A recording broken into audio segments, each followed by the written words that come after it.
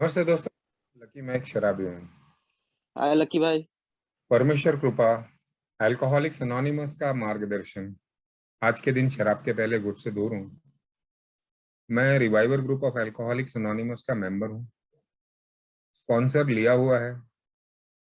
एक ही तत्वों पे आधारित और एक ही सेवाओं में रुचि रखने वाला जीवन व्यतीत करने की कोशिश कर रहा हूँ, और बड़ी हद तक आनंद से संयम से जी पा रहा हूँ। दोस्तों,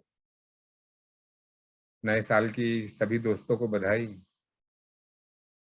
आज जैसे ये ओपन मीटिंग है तो लगभग सभी लोग जुड़े होंगे।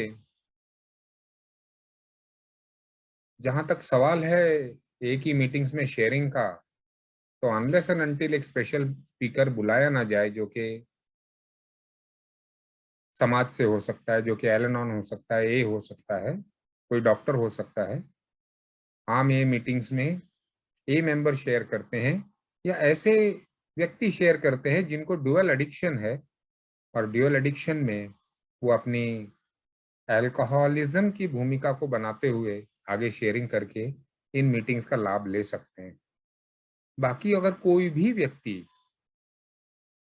किसी भी अन्य फेलोशिप का आकर के यहाँ पे सुनना चाहे तो he is most welcome any time. In fact कई बार जहाँ पे एनए की फेलोशिप कम है, वहाँ पे ए मेंबर्स ने एनए फेलोशिप को स्पॉन्सर किया है, मेंबर्स को स्पॉन्सर किया है, क्योंकि तत्व एक जैसे हैं। लेकिन एंड ऑफ द डे अपनी अपनी परंपराएं, हम ना किसी को नहीं बोलना चाहते हैं, लेकिन हम ये भी जानते हैं कि हमारी यूनिटी पर्सनल रिकवरी से ज़्यादा महत्व रखती है।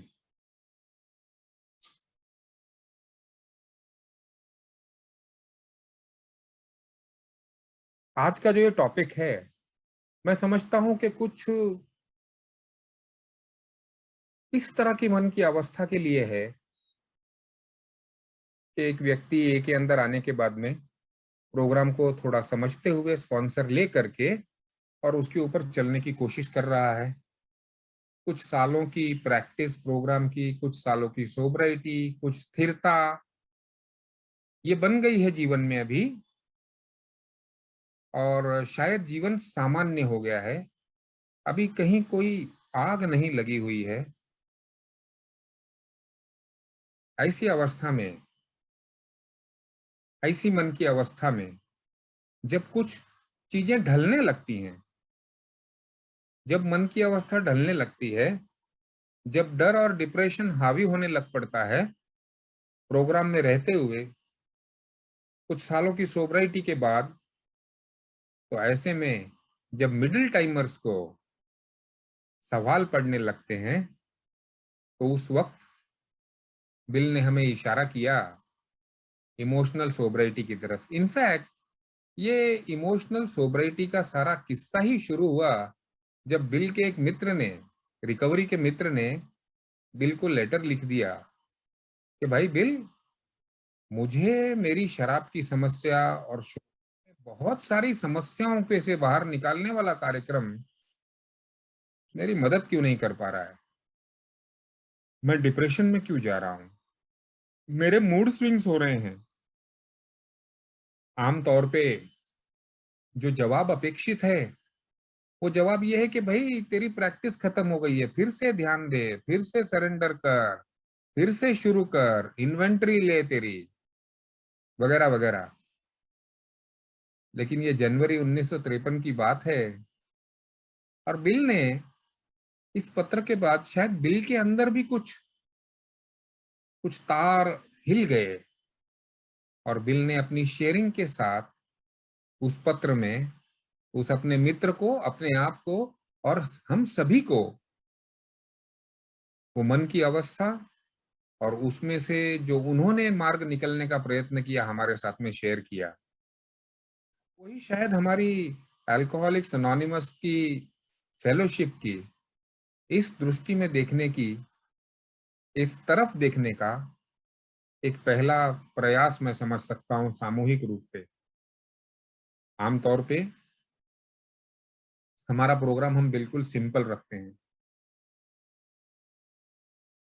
अपने अनुभवों के द्वारा और मोटे मोटे तत्वों पे मोटी मोटी समस्याओं पे ये सजेशंस को हम इस्तेमाल करते हैं और आगे हर व्यक्ति अपने तरीके से ये प्रोग्राम पे चलता है।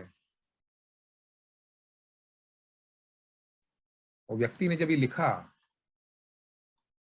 कि भाई शुरुआत के दिनों में मुझे जो मिल रहा था अभी मिल नहीं रहा है, तो बिल ने उसको जवाब में लिखा कि भाई हम शायद ए के अंदर थोड़े से पुराने हो गए हैं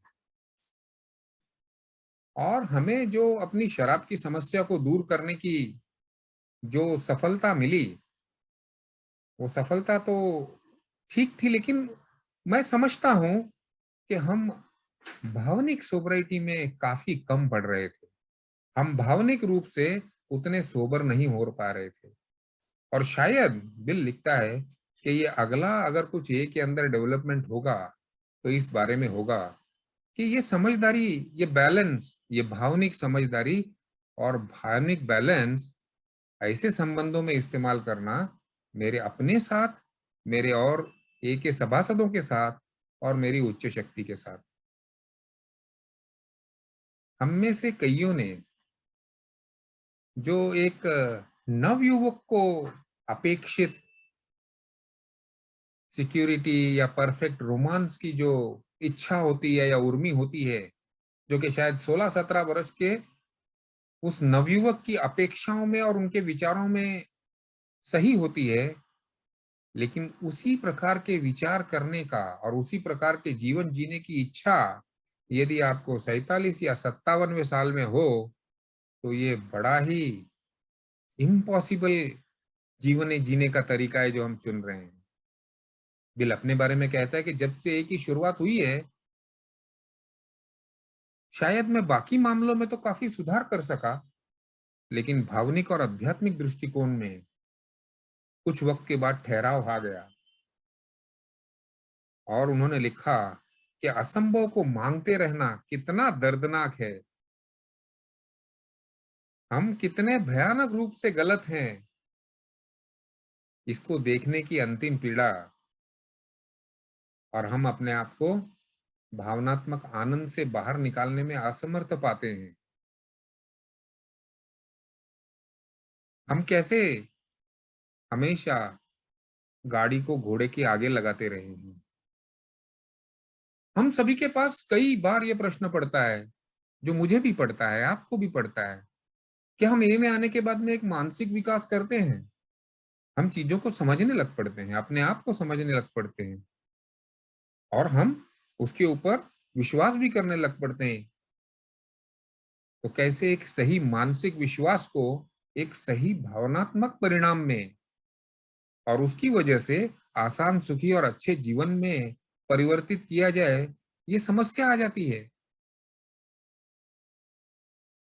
और ये समस्या शायद कोई साइकेट्रिस्ट की या न्यूरोसिस की समस्या है, या ये जीवन की ही खुद की समस्या है। ऐसे में शायद हम एक ऐसे मोड़ पे खड़े हो जाते हैं कि जहां पे सही तत्वों के आधार पे जीवन जीने की हमारी तैयारी फिर से सवाल में आ जाती है। ऐसे में शायद शांति और खुशी हमसे दूर हो। ऐसे में जीवन दूभर हो जाता है। और तो और हमारा अवचेतन, जिससे हमारे इतने सारे भय, मजबूरियां और नकली आकांक्षाएं अभी भी प्रवाहित होती हैं, उसे कैसे संभाला जाए, उसे कैसे उन विचारों की श्रृंखला, उन विचार सरणी से मिलाया जाए जिसके ऊपर के हम विश्वास करना चाहते हैं। अपने अंदर के उस मिस्टर हाइड को, उस बेईमान को, उस डाकू को, उस बुजदिल को कैसे इस कार्यक्रम की मदद से संभाला जाए। बिल कहता है कि मैंने कई बार जीवन में अभी लंबी रिकवरी के बाद डिप्रेशन का, नैराश्य का सामना किया। जैसे जीवन बुझ सा जाता है और डर लगने लग पड़ता है, और ये लंबे समय तक लगता रहता है। और ऐसे में जो भी आध्यात्मिक या मानसिक विकास हुआ है वो शायद हमारी मदद नहीं कर पा रहा है, ऐसे लगने लग पड़ता है। और बिल लिखता है अपने अनुभव से कि मैंने कई बार ये सोचने की कोशिश की, भाई वो 12 कदम जो मेरी समस्याओं के लिए हमेशा मुझे काम करते थे, वो अब क्यों नहीं काम कर रहे हैं। मेरी वो प्रार्थनाएं जो मुझे हमेशा एक दूसरी मन की अवस्था में परिवर्तित कर दी थी, उन प्रार्थनाओं का मैंने रट्टा मारने की कोशिश की, लेकिन मेरे विचारों में परिवर्तन नहीं आया। और ये दोस्तों, हमारे जीवन में, मेरे जीवन में तो मैं मानता हूं, ये समस्याएं उभर उभर के आती हैं, अलग अलग वातावरण में आती हैं। परिस्थिति बदलते ही जैसे ही ये कंफर्ट जोन या एक सामान्य परिस्थिति निकल जाती है, शायद कोई बीमारी हो खुद की या किसी प्रियजन की, शायद कोई वातावरण में बदलाव हो, जगह में बदलाव हो, परिस्थिति में बदलाव आ जाए, ये जब भी ऐसे मौके आते हैं, और इन मौकों से जूझना या समझना या स्वीकार कर पाना, मैं अपने आप को असमर्थ महसूस करता हूं। मैंने कई बार पाया है इसको। तो बिल तभी लिखता है, बोलता है मुझे ये सोचते सोचते एक बार फिर से ये बात समझ में आई कि हमारा जो मूलभूत गलती थी ना, हमारी जो समस्याओं का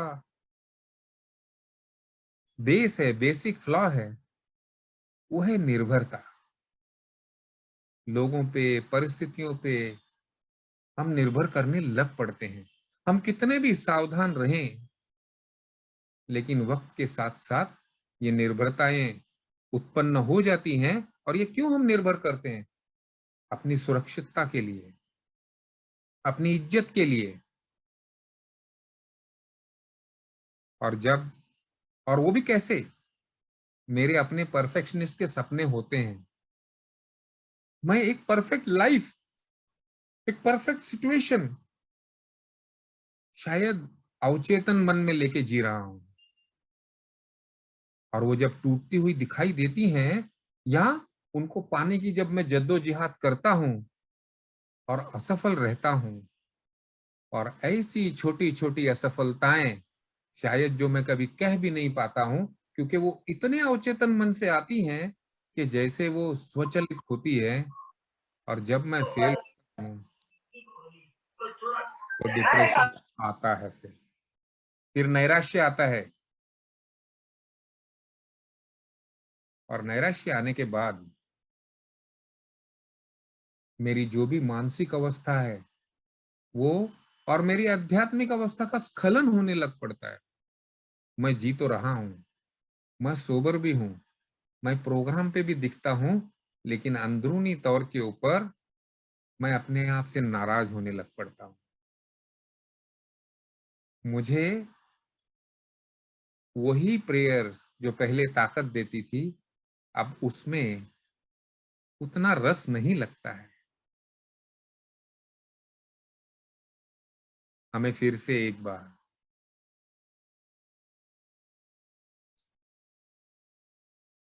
अपनी इन गलत भावनिक निर्भरताओं का, गलत भावनिक निर्भरताओं को तोड़ना पड़ेगा। वो शायद लोगों पे है, और यहाँ पे देखिए बिल क्या साहस करता है, कहता है ए पे भी मेरी गलत निर्भरता हो गई है। Indeed upon any act of circumstances what over, किसी भी परिस्थितियों में, किसी भी एक कार्य में। और ये निर्भरताओं को मुझे तोड़ना पड़ेगा। भावनिक निर्भरताओं की बात हो रही है दोस्तों यहाँ पे। और फिर बोलता है कि तब जाके शायद मैं वो मुक्तता से प्यार कर सकूं, जैसे सेंट फ्रांसिस का उदाहरण देते हैं। और फिर उस प्यार में से, उस विनम्रता में से, वो जो वृत्तियों का मैं सेटिस्फैक्शन चाहता हूं, वो मिलने लग पड़ता है। मैं प्यार पा सकता हूं, प्यार दे सकता हूं। मेरी निर्भरताएं मतलब एक डिमांड का रूप होती है। वो डिमांड कुछ ना कुछ काबू में करने की बात करती है। शायद व्यक्तियों को, शायद अपने आसपास की परिस्थितियों को काबू करने की बात करती है, अपने कंट्रोल में लाने की बात करती है। ये मुझे छोड़ना होगा। और वो एक प्राइमरी हीलिंग सर्किट की बात करते हैं यहाँ पे। बिल कहता है कि भाई उस ईश्वर के इस पूरे संसार को किए हुए प्रेम की तरह मुझे भी प्रेम करना सीखना होगा। मुझे भी ये निर्भरताएं निकाल करके उस लविंग गॉड पे डालनी होगी। और शायद उसके बाद मुझे ये समझ में आएगा कि प्यार की, प्रेम की, सहिष्णुता की सही परिभाषा क्या है। जब जब बात का विश्लेषण करते हैं अपनी तकलीफों का, छोटी या बड़ी, तो हमें हमेशा से ये समझ में आता है कि कोई ना कोई अनहेल्थी डिपेंडेंस हो गई है। और उस निर्भरता की वजह से एक छोटी सी डिमांड पैदा हो गई है। और ये डिमांड, ये मांग हमारी तकलीफों की जड़ बन जाती है। तो बिल कहता है कि वापस से कंटिन्यूअली सरेंडर दिस हॉबलिंग डिमांड्स। ये हमको अपंग करने वाली इन अपेक्षाओं का हमें समर्पण करना होगा इनके सामने, परमेश्वर से मदद लेते हुए, ताकि हम फिर से जीने के लिए और प्यार करने के लिए मुक्त हो सके। दोस्तों, एक बड़ा गहराई से अपनी मन की अवस्था अपने फाउंडर ने हम सबके सामने व्यक्त की है। जबकि हम, मेरे जैसा शराबी, बुरके डाल डाल के घूमने में माहिर हो जाता है। 5-10 साल, 20 साल की सोब्राइटी क्या आ जाती है मुझ में। मैं तो वो मुखौटा पहन के अपने आप को एकदम शांत और सीरीन बताने की कोशिश करता हूँ। हमारा कार्यक्रम सच्चाई के आधार पे बेस्ड है। यहाँ पे हम सभी को जरूरत लगने वाली है। कई बार शायद हम ऐसा सोचते हैं कि भाई न्यूकमर आया हुआ होगा तो क्या सुनेगा वो।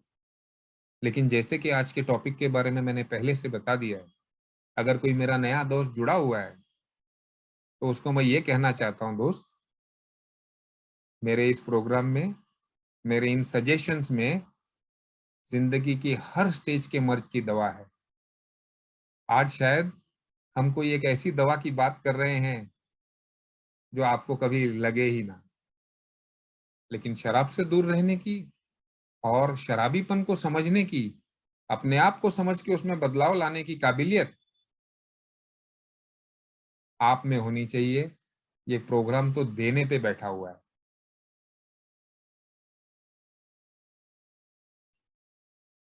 जिंदगी में कई बार ऐसा महसूस जब होने लग पड़ता है कि भाई जो सोचा था हो नहीं रहा है यार, मैं गलत तो कर नहीं रहा हूं। गलतियां हम बंद कर देते हैं। शायद कई बार करने वाले काम भी करने लग पड़ते हैं। लेकिन उसके बावजूद ये मन है ना, देखता है, सुनता है, इच्छाएं रखता है। कई बार मैंने अपने जीवन में स्टेप 7 को, स्टेप 6 को बार बार पढ़ते हुए ये समझने की कोशिश की है कि क्या मैं सच में उस उच्च शक्ति पे निर्भर करता हूं और बाकी लोगों से निरपेक्ष प्रेम, प्यार करते हुए जीना चाहता हूं। क्या मैं सब कुछ स्वीकार करने को तैयार हूं, अपनों से भी, जिनके लिए शायद मैं ये सोचता हूं कि मैं बहुत काम कर रहा हूं, जिनका मैं भविष्य बनाने की सोच रहा हूं, जिनके लिए मैं सैक्रिफाइस कर रहा हूं। क्या उनसे भी मैं अपेक्षाएं नहीं रख पा रहा हूं, नहीं रखता हूं? कठिन है दोस्तों, बहुत कठिन है। मेरे जैसे ऐसे व्यक्ति के लिए जो कि एक बहुत बड़ी आंधी से गुजरा है, जिसका जीवन इतना अस्त व्यस्त हो गया था कि उसे वस्तुओं और व्यक्तियों में फर्क नहीं पता चलता था, जो कि सिर्फ अब्यूज करना जानता था हर चीज को। वो आज रिकवरी में आने के बाद में, कुछ मानसिक बदलाव और थोड़ी सी आध्यात्मिक बातें समझ में आने के बाद में, क्या वो उन थोड़ी सी चीजों के आधार पर वो मोक्ष की प्राप्ति कर सकता है क्या? नहीं। कई बार मेरे प्रोग्राम ने ये कहा है कि one day at a time दोस्त, अपनी मन की आध्यात्मिक अवस्था को बनाए रखना, यही हमारी सिक्योरिटी है। और ये सिक्योरिटी हमें उस पहले घोट से बचाती है, हमें उस पहली डिपेंडेंसी के विचार से बचाती है, हमें उस पहले नेगेटिव आउटलुक ऑफ लाइफ से बचाती है। परिस्थितियां बदलने के बाद में स्वभाव वापस आना, ये बार बार मैंने अपने जीवन में महसूस किया है। इसके लिए शायद working the program is always always going on. Regular routine के अलावा कई बार क्लोज मीटिंग में इस तरह की टॉपिक्स के ऊपर डिस्कशन होता है, और फिर हम फिर से जागरूक हो जाते हैं, फिर से नजर भर के देखने लग पड़ते हैं, और समझ में आता है यार, अचानक ही नीरसता क्यों आ रही है, अचानक ही मुझे ऐसे क्यों लगने लग गया है कि जैसे जिंदगी में कुछ दम नहीं है यार, कहीं जा नहीं रही है। ये लोगों ने जो करना चाहिए था कर नहीं रहे, ये समझ नहीं रहे हैं, कुछ हो क्यों नहीं रहा है। मैं इतनी कोशिशों करने के बावजूद मैं कोई गलती नहीं कर रहा हूं, फिर भी किसी भी प्रकार की शांति और सफलता मिल क्यों नहीं रही है। मैं हमेशा चिंताग्रस्त क्यों हूं। मेरी चिंताएं अवाजिबी नहीं है, वाजिब चिंता है, लेकिन चिंता तो चिंता होती है ना। मुझे बार बार मेरे अपनों के बारे में डर क्यों लग रहा है। शायद खुद के बारे में अब मैं नहीं डर रहा हूं, लेकिन अपनों के बारे में डर रहा हूं मैं, अधिक डरा हुआ हूं मैं। और मेरे डर के कारण मैं और लोगों को डरा रहा हूं। मूड स्विंग्स हो रहे हैं। मैं खुद का अपना बिहेवियर प्रेडिक्ट नहीं कर पा रहा हूं कि मैं कैसा व्यवहार करूंगा यार। कई बार रात को इन्वेंट्री में महसूस होता है कि लकी, तेरे को बोलना नहीं चाहिए था यार, क्या बोल गया, क्या हुआ तेरे को, कई सालों से नहीं हो रहा था और अभी ये क्या होने लग गया है, विचलित हो गया है तू। ये सारा हम महसूस करने लग पड़ते हैं। मेरे पता नहीं क्यों एक नेगेटिव आउटलुक टुवर्ड्स लाइफ आ जाता है। जिंदगी में क्या होने वाला है, कुछ नहीं होने वाला है यार, चलता है, चलने दे, one day at a time यार। और ये मन की अवस्था, ये उस उस अपेक्षित अवस्था से कई परे हैं जहां पे हैप्पी जॉयस एंड फ्री। वो संकल्पना से कहीं दूर है ये सोबर जिंदगी। और बिल ने अपने पत्र में पूरी तरह वर्णन किया इसका। कॉम्प्लेसेंसी, बोर्डूम, कई कारण हो जाते हैं, रूटीन। बार बार मेरा ड्रंक लॉग शेयर करने से मेरी ये मन की अवस्था, जो शायद 20वें साल की सोबराइटी में है, वो जाने वाली नहीं है दोस्तों। ऐसा बिल कहता है और मैं महसूस करता हूँ। इसके लिए शायद कई जगह पे ओल्ड टाइमर्स की मीटिंग चलती है। हर प्रकार की समस्याएं होती है ना। तो जब मैं इसके ऊपर विचार करने लग पड़ता हूँ, जो कि मैं बार बार कर रहा हूँ पिछले 5-6 सालों से, बहुत सारे बदलाव जीवन में आ गए। एक बीमारी आ गई, उसके बाद में घर में अल्कोहलिज्म आ गया, और वो अल्कोहलिज्म के साथ में इतनी चीजें साथ में आ गई, इतनी इमोशनल डिस्टरबेंसेस आ गई, इतना ऊंच नीच आ गया, और बहुत तकलीफ होने लगी। मेरे जैसा शराबी क्या करता है पता? डिटैचमेंट को इग्नोरेंस समझने लग पड़ता है। मैं इसको अनदेखा करने की कोशिश करता हूँ, मैं टाल देता हूँ, उसके ऊपर विचार नहीं करता हूँ। लेकिन दोस्तों, ये सच्चाइयां है।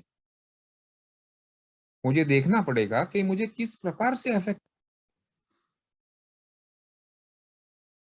मैं जब इनको नहीं देखता हूँ तो धीरे धीरे करके अपने खुद के प्रति नाराजगी आ जाती है, और कई बार जस्टिफाइड एंगर, यानी कि ऐसा गुस्सा जो जायज है, टूट पड़ता है। I start bottling up. मैंने अपने अंदर देखा है कई बार।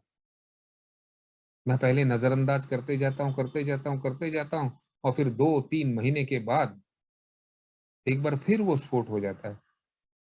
और यही यही जीवन हमारी भावनिक अस्त व्यस्तता, हमारी भावनिक अस्थिरता का एक स्वरूप है हमारे सामने।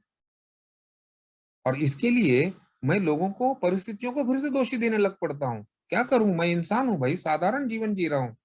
ऐसी परिस्थिति में जब लोग समझेंगे नहीं तो क्या होगा? भावनिक रूप से मैं अस्थिर हो जाता हूँ। वो रस, वो मजा चला जाता है, कहीं खो जाता है बस। फिर से मैं उस मन की अवस्था में आ जाता हूँ जहां पे या तो मैं भविष्य में रहता हूँ कि अच्छे दिन आएंगे, या तो पास्ट में रहता हूँ, यार शुरू शुरू में ए में आया था तो क्या मजा आया था, कितने खुशी के दिन थे, क्या रिलीफ था, क्या नई दोस्त, सब जगह कितना मजा था। हमें वो सच्चाई को जानना पड़ेगा, अपने आप के साथ में क्या हो रहा है वो महसूस करना पड़ेगा। और जब मैंने महसूस किया, और फिर से स्पॉन्सर के साथ बात करते हुए उन्हीं कदमों को फिर से पढ़ने की कोशिश की, तो फिर से जवाब मिला। प्रोग्राम के पास हर चीज का जवाब है, लेकिन अगर मैं उसको अपनाता नहीं हूं ना रिगरस ऑनेस्टी के साथ, तो रिजल्ट आते नहीं है। जैसे कई नए दोस्त जुड़ते हैं और उनमें से कुछ चंद सोबर रह पाते हैं, बाकियों ने क्या किया? बाकियों ने शायद उतने प्रामाणिक हुए नहीं, उतनी ईमानदारी नहीं ला पाए, जिसकी वजह से उनको इफेक्ट नहीं मिला। फिर से एक बार वो ईमानदारी लाने की बात है। और इसके लिए बिल भी कहता है कि भाई, विनम्रता, इसको जीवन का आधार बनाना पड़ेगा।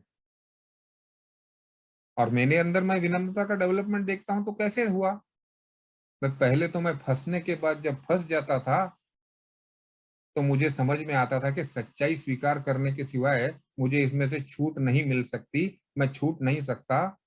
तो बस फिर माफिया मांगना, रोना, गिड़गिड़ाना, अपमानित होने के बाद में विनम्रता का पहला अनुभव है मुझे। शायद दिखावे की भी हो सकती है।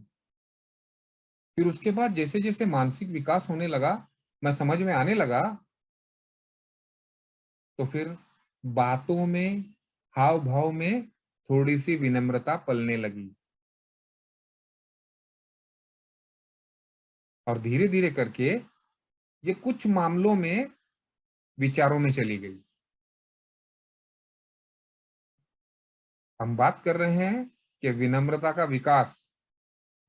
विकास यानी कि सुबह से लेके शाम तक वैसे एक्शन करते रहना,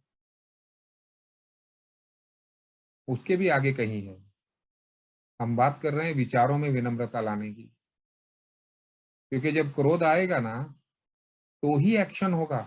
शायद किसी को मारने का होगा, या शायद किसी का नुकसान करने का। लेकिन बिल कहता है कि हमको ये विनम्रता विचारों में ले जानी है। जब भी हम अपने बारे में विचार करें, जब भी हम अपनी परिस्थितियों के बारे में विचार करें, अगर विनम्रता का फाउंडेशन नहीं होगा तो लाचारी आ जाएगी। फिर अपने आप को लाचार, और वो नेगेटिव साइकिल शुरू हो जाएगा, सेल्फ पिटी का। पुअर मी, मैं कितना लाचार हूं यार, मैं सोबर हूं, नहीं तो मैं अभी इसको बताता, साले को दो कान के नीचे मारता और सही करता, लेकिन मैं चूंकि अभी सोबर हूं, मैं नहीं कर सकता।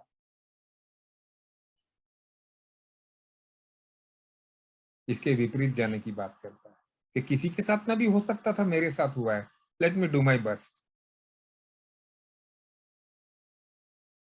विचारों में आने वाली विनम्रता केवल और केवल वो आध्यात्मिक प्रगति, वो श्रद्धा का निर्माण, और उस श्रद्धा पे विश्वास करते रहने से आती है। जो श्रद्धा ने मेरी इतनी बड़ी शराब की समस्या का समाधान मुझे बता दिया, क्या वो श्रद्धा ये बाकी चीजों में काम नहीं आएगी क्या? आएगी, लेकिन शायद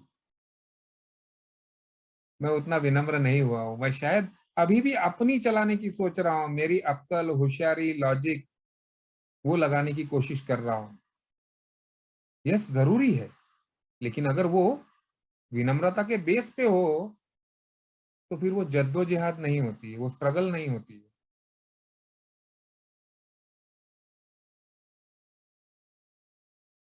टॉलरेंस, सहिष्णुता। सहिष्णुता यानी कि सहन करना नहीं है। जिसको हम सहन करना बोलते हैं वो शायद क्षण पे चुप रहने की बात है। लेकिन क्या उस क्षण पे चुप रहते हुए मैं उस चीज को अपने आप को अफेक्ट करने नहीं देता हूं?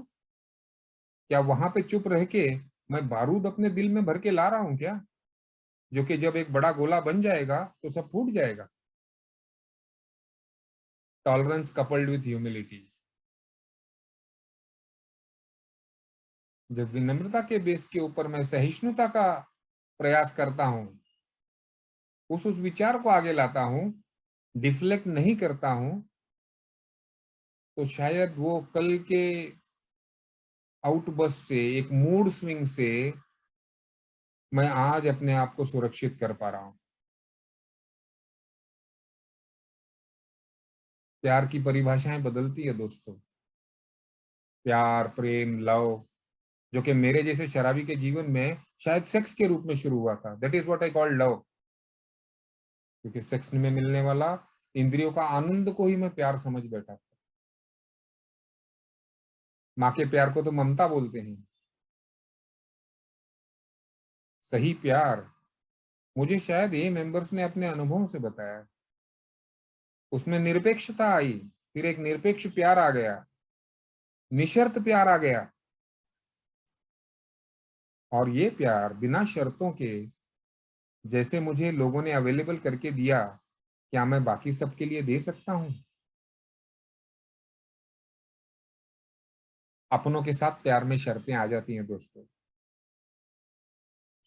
क्योंकि वहां पे ये भावना आ जाती है कि मैं इनके लिए प्रोवाइड करता हूं, मैं मेहनत कर रहा हूं यार, लोग समझते नहीं, देखना मैं क्या क्या कर रहा हूं।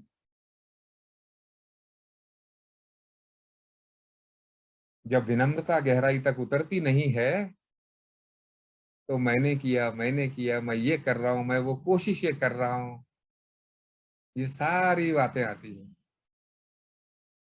मैंने महसूस किया है, वो बहुत बार महसूस किया है, खास करके पत्नी के साथ के रिलेशनशिप में। वो शायद पूरी तरह से स्वीकृति मेरी नहीं आई है।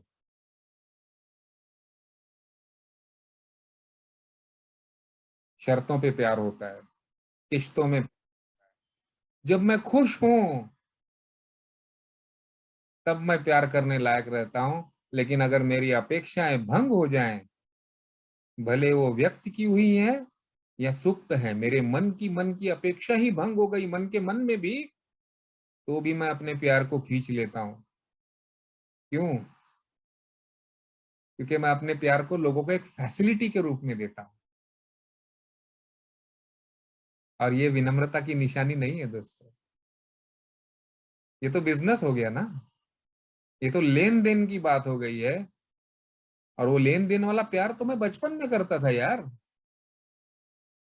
कि किसी ने टॉफी पकड़ा दी तो खुश हो गया, अच्छा लगने लगा।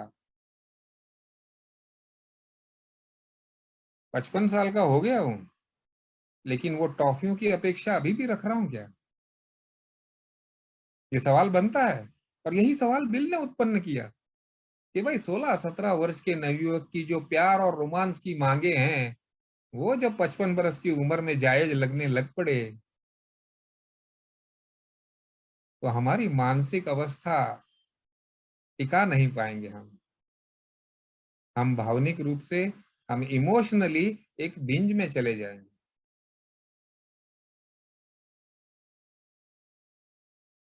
निशर्त प्यार करने की तैयारी करनी पड़ेगी।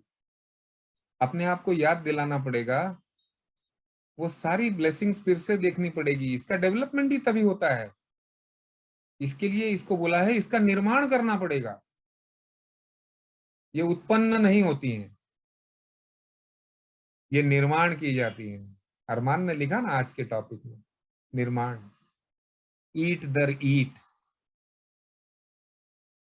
वो श्रद्धा की ईट, विश्वास की ईट, वो प्यार की ईट विनम्रता के बेस के ऊपर रखने की तैयारी करनी पड़ेगी। और कई बार इस बात के लिए भी तैयार होना पड़ेगा कि शायद हमारी दीवार टेढ़ी हो गई, बोल के हम खुद ही लात मार के उसको ढेर करने की काबिलियत रखते हैं।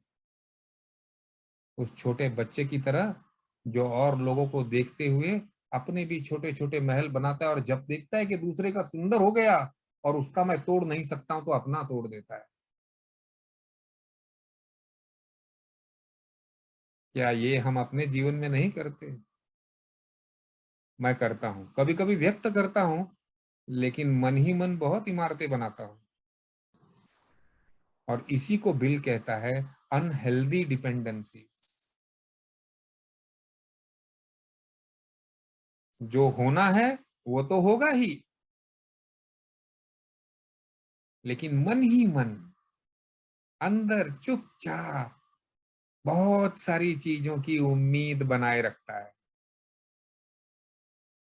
पाना चाहता है, एक एक सुंदर से ऐसे गुड एटमॉस्फेयर की कल्पना करता है।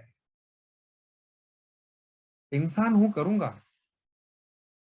लेकिन बिल कई बार कहते कहते कह जाता है कि साले थोड़े से हम अबनॉर्मल हैं यार।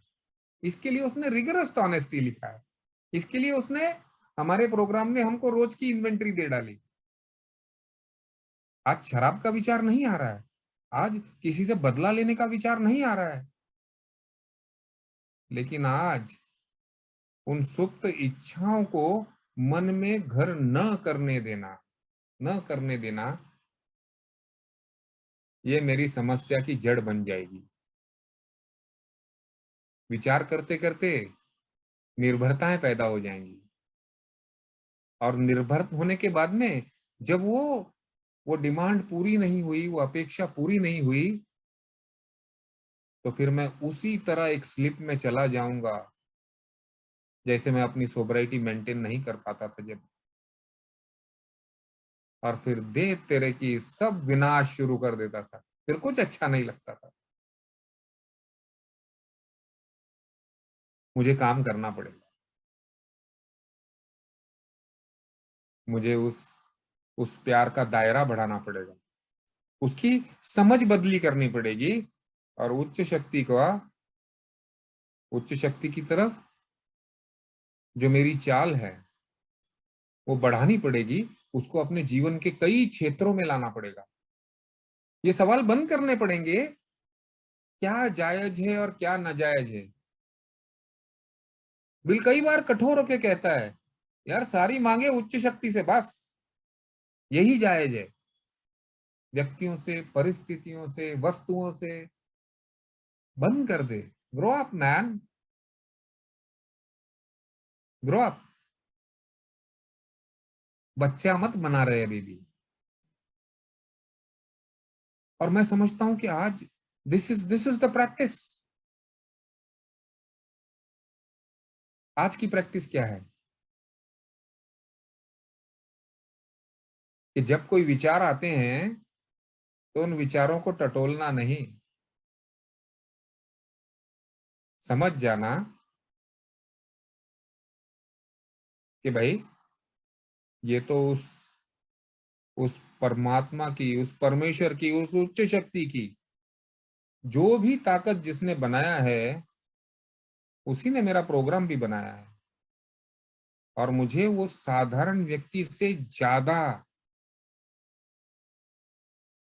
सुझाव दे रही है, मेरी जिंदगी को सुलझाने के सुझाव दे रही है। मन उलझाता रहेगा, और ये उलझन सिर्फ अल्कोहलिक्स की नहीं है दोस्तों, ये उलझन शायद पूरे समाज की है। लेकिन हम भाग्यवान हैं इस मामलों में। इस मामले में हम भाग्यवान है कि हमारे पास इस उलझन का भी जवाब दिया हुआ है मेरे प्रोग्राम में। रोज शाम को, आज इन्वेंटरी में मैं कोशिश करता हूँ देखने की क्या भाई, कितनी अपेक्षा है की सरदार? क्या क्या माफक परिस्थितियां देख रहा था तू आज, ये ऐसा हो जाए वैसा हो जाए तो क्या बात है। बचपना छोड़ और फिर अपने आप के साथ में बात करते हुए ही उस अपनी मानी हुई उच्च शक्ति को अरदास कर लेता हूँ कि छोड़, तो अगले दिन का मेरा बोझा जाता नहीं है दोस्तों, ये मेरा अनुभव है। लेकिन इसके बावजूद कई बार एक बिंज आ जाती है, वो बिंज आ जाती है। और अब तो मुसीबत क्या है, पी भी नहीं सकता है ना, अब तो पी भी नहीं सकता है। एक ड्राई ड्रंक की स्टेज का हमारे प्रोग्राम में वर्णन किया हुआ है। वो हमारी सोबराइटी में कभी भी आ सकती है।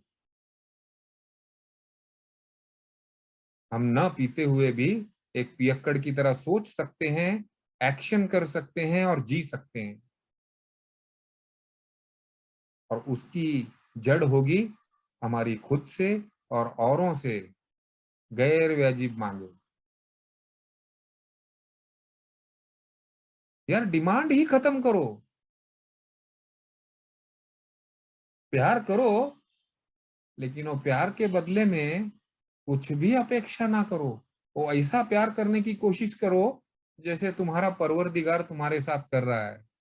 लाख गलतियों के बावजूद बेवड़े तेरे को लाके ए में खड़ा कर दिया, जा। वो जज बन के तेरे जीवन में बैठा नहीं, अपने जीवन को भी जज मत कर।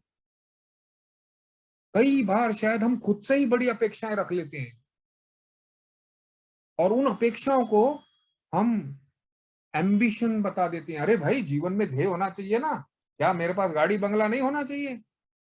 अरे गाड़ी बंगला तो आएगा, लेकिन गाड़ी बंगला ही ध्येय बनाएगा तो बेटा जब नहीं आया तो तेरा क्या होगा?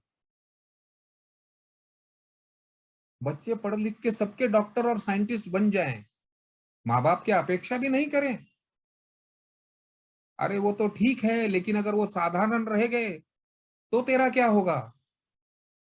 तबीयत सबको ऐसी लगती है भगवान चलते फिरते ले जाना, लेकिन क्या ऐसा होता है? भाई किसी को कम किसी को ज्यादा, और खुदा ना खास्ता कभी ज्यादा हो गई तो क्या करेगा?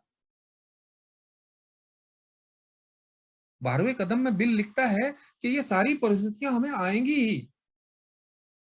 हम सिर्फ सोबर हो गए हैं, इसकी वजह से एक स्पेशल ग्रेस, एक स्पेशल सुरक्षा कवच हमारे आसपास नहीं निर्माण हुआ है। वो सुरक्षा कवच है, वो इस फेलोशिप का सुरक्षा कवच है। लेकिन मैं कुछ भी करता जाऊं, किन्हीं चीजों पे निर्भर होता जाऊं और फिर विचलित ना हो, ये संभव नहीं है दोस्त, ये संभव नहीं है, ये संभव नहीं है। अपने आप से भी डिमांड करना हमें बंद करना पड़ेगा।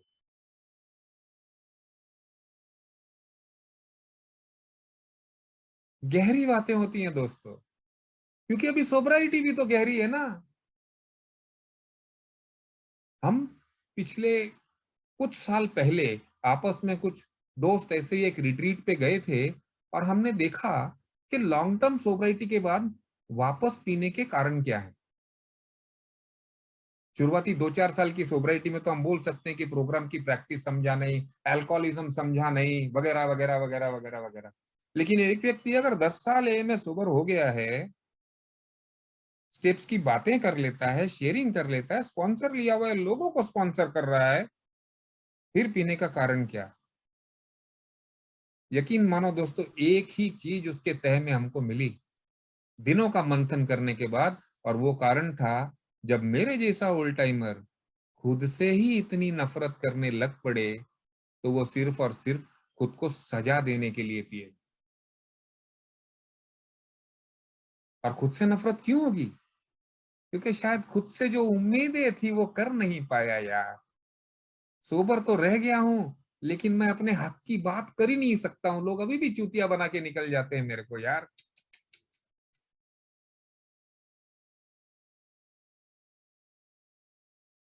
नम्रता लानी पड़ेगी, यहाँ पे विनम्रता लानी पड़ेगी, स्वीकार करना पड़ेगा कि प्रोग्राम में चलने से अचानक से मैं एक बड़ा ही होशियार, एक अच्छा बिजनेसमैन, एक बड़ा काबिल बाप, ये अपने आप नहीं होगा।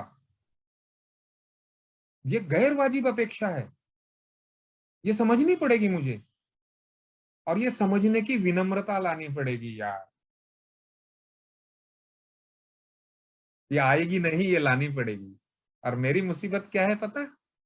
मैं दो चार अच्छी बातें कर लेता हूँ, 12 स्टेपिंग कर लेता हूँ, थोड़ा सा सच्चाई से विचार करने लग पड़ता हूँ, और ऐसे लगता है कि जैसे खुदा ऊपर से मेरे ऊपर बरसात करेगा। अब खुशियां ही खुशियां हो जीवन में।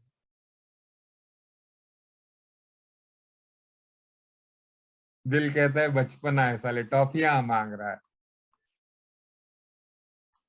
ये खुशियां उस टॉफी की तरह है जो 5 मिनट में खत्म हो जाएंगी, फिर मन दूसरी टॉफी मांगेगा। और जब टॉफी नहीं मिलेगी तो उस बच्चे की तरह चीखेगा, चिल्लाएगा, अरे मेरी कोई सुनता नहीं है यार, देखो इनके लिए मैंने क्या किया, 25 साल से सोबर हूं, ये किया वो किया, लोग मेरे बारे में क्या बोलते हैं, और ये घर वाले साले इज्जत नहीं करते हैं। इनको मेरी कीमत का पता नहीं है। सबक सिखा नहीं सकता हूं क्योंकि अभी वो चेतन मन गवारा करता नहीं है, तो फिर तिल मिलाता हूं मैं। ऐसे में दिल बोलता है कि हम एक जख्मी योद्धा की तरह हो जाते हैं, एक ऐसा योद्धा जिसने कई बार बड़ी बड़ी जंग जीती है, लेकिन अभी कमजोर हो गया, अभी बूढ़ा हो गया ना। तो अभी जवान योद्धा आके जब उसको उसके कवच में से एक छोटा सा जख्म दे जाते हैं तो बड़ा तिल मिलाता है। फिर वही जवानी का जोश लाके लड़ना चाहता है, लेकिन अब शरीर साथ नहीं दे रहा है। जख्मी हो गया लेकिन हथियार भी नहीं डालना चाहता है, क्योंकि वो उस जमाने की बात सोच रहा है जब वो कामयाब था।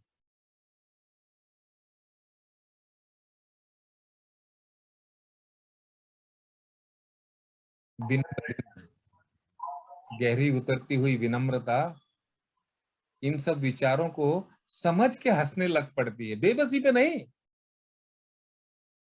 अपनी बेबसी पे मैं कई बार हंसा हूं, लेकिन ये बात बेबसी की नहीं हो रही है यहाँ पे। बात इन विचारों से खेलना बंद करने की विनम्रता की बात हो रही है।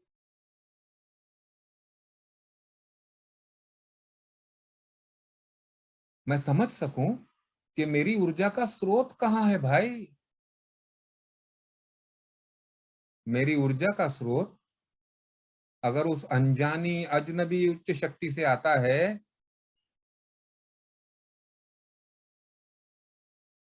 तो उधर से ही आने देना।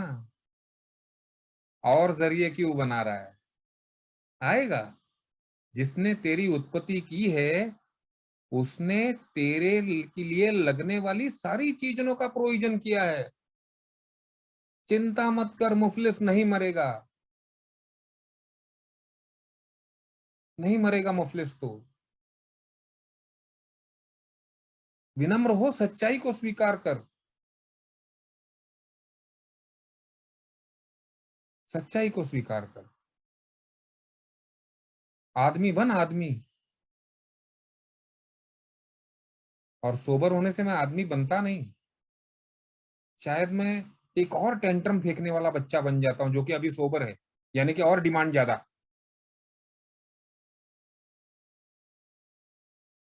व्यक्ति प्यारे हैं, और इसका एक छोटा सा उदाहरण देके मैं अपनी शेयरिंग खत्म करूंगा। ए में आए हुए नए व्यक्ति के साथ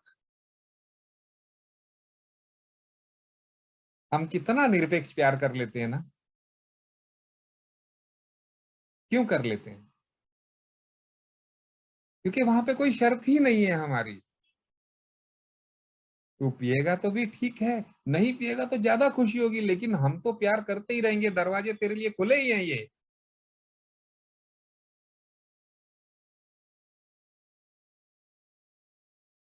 अब ये निशर्त प्यार क्या मैं अपनी 40 साल 25 साल से अपने साथ जी रही पत्नी के साथ ला सकता हूं क्या? क्या चीज रोकती है मुझे? वो हिस्ट्री को नजरअंदाज करने की विनम्रता ला सकता हूं क्या मैं? कि वो हिस्ट्री मायने रखती है अभी भी। अभी भी वो पुरानी बातें जब आ जाएं तो मुझे ऐसा लगने लग पड़ता है कि जैसे इसके साथ में प्यार करके मैं उपकार कर रहा हूं यार। विचारों में विनम्रता है दोस्त। विनम्र इंसान बहुत सारे एक्शन नहीं करते, लेकिन दिल बोलता है विनम्र इंसान बहुत सारे विचार भी नहीं करते हैं, गहरे जाते हैं। उसको वैचारिक लेवल पे ही छोड़, उसको जोड़ दे हाथ, जोड़ दे हाथ। तभी जाके इन सारी चीजों में से एक भावनिक संतुलन का निर्माण होगा, एक स्थिरता आएगी, एक मुक्ति मिलेगी। शायद दुनिया इसको मोक्ष कहते हैं दोस्तों। ये हमारे लिए उपलब्ध है, मैं इतना बताना चाहता हूँ। मैंने देखा है कई लोगों को, अपने ये मेंबर्स को, इस जीवित मोक्ष का आनंद लेते हुए। इस जीवित मोक्ष को बिल कहता है freedom from bondage of self, खुद की गुलामी से मुक्ति। परिस्थितियां बेकाबू रहेंगी, वो थी, तेरे पैदा होने से पहले थी और बाद में भी रहेंगी। ये माफक परिस्थितियों के सपने देखना छोड़ दे। व्यक्ति अपने तरीके से व्यवहार करेंगे। तूने नहीं किया था क्या? तूने अपनी माँ के साथ क्या किया था? तूने अपने परिवार के साथ क्या किया था? किया ना? तो आज ये अपेक्षा कर रहा है तो साला मैं सोबर हो गया हूं तो सब कुछ हंकी डोरी एकदम गुलाबी हो जाए।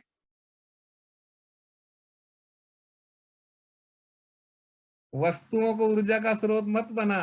तूने एक वस्तु को ऊर्जा का स्रोत बनाया था, उसने तेरे को मौत तक नजदीक ले गई। शराब एक वस्तु है ना।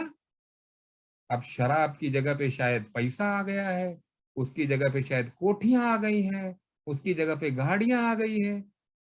अबे बेवड़े, तेरी ऊर्जा का स्रोत उधर ही से रख जहां से कभी खत्म होने वाला नहीं है। क्योंकि ये गाड़ियां, ये मकान, ये आते जाते रहने हैं। तूने ही कई बार अपनी जिंदगी में तहस नहस किया इनको, खुद के हाथों से बनाया हुआ बिगाड़ा है। ऐसी चीज पे विश्वास रख जिसने तुझे बनाया है। तूने बनाया है उस पे विश्वास मत रख। अगर विश्वास रखेगा, ठोकरें खाएगा, बोल भी नहीं पाएगा किसी को यार 20 साल सोबर है, मैं बोलूं तो क्या बोलूं। और जब ऐसी परिस्थिति आएगी तो सिवाय खुद से नफरत करने के कुछ नहीं कर पाएगा। घुटेगा अंदर ही अंदर। एक मुखौटा पहन के अल्कोहलिक्स एनोनिमस की मीटिंग में बैठेगा और बोलेगा मैं आज का दिन सोबर हूं। वो खुशी, वो बाहों का फैलाना, वो न्यू कमर को आता हुआ देख करके वो खुशी फूट पानी चली जाएगी सारी। कई अलग अलग प्रकार के सवाल खड़े हो जाएंगे और ये खुद के ही खड़े किए हुए सवाल मुझे उस इमोशनल बिंज में ले जाएंगे। और फिर बिंज में बाद तो जो होना है सो होए। मेरे पास ये अनुभव थे जो मैंने आपके साथ में शेयर किए। शायद क्लोज्ड मीटिंग होती तो कुछ और अनुभव गहराई से शेयर करता, ये ओपन मीटिंग है, इसके लिए सांकेतिक अनुभव देता हूँ। तकलीफें होती हैं, समझ जाता हूँ, फिर से रेक्टिफाई कर लेता हूँ। अगर मेरे पास ये साधन नहीं होता तो शायद जीवन असहनीय हो जाता। परिस्थितियां जैसी हैं वैसी रहेंगी, क्योंकि वो मैंने निर्माण नहीं की हैं। लेकिन परिस्थितियां हैं, उनको स्वीकार तो करना ही पड़ेगा और निश्चय स्वीकार करना पड़ेगा। और वो स्वीकार करते वक्त इतना विनम्र होना पड़ेगा कि जो मेरी ऊर्जा का स्रोत है ना, वो मेरे से बहुत बेहतर जानता है, बहुत बेहतर जानता है मेरे से। मैं जो अपने आइडियाज लगा रहा हूँ ना अपने जीवन के, एक जैसा बैट्समैन लगाता है ना कि यार सेंचुरी मारनी है तो सिक्सर के साथ मारनी चाहिए, उसको बोलेंगे सेंचुरी। तो सोबराइटी का जीवन ऐसा होना चाहिए, ये होना चाहिए। ये सारे खेल मुझे छोड़ने पड़ेंगे। बहुत छोटा होना पड़ेगा। और वो छोटा होना विनम्रता से संभव है। परिस्थितियां छोटा कर देती हैं भाई, व्यक्ति भी छोटा कर देते हैं। लेकिन उसके पहले अगर मैं खुद ही छोटा हो जाऊं तो मैं कह सकता हूँ यस, इस इमोशनल सोबराइटी की तरफ कुछ चंद कदम बढ़े हैं। आज का दिन शेयरिंग का मौका दिया, आप सबने सुना, धन्यवाद।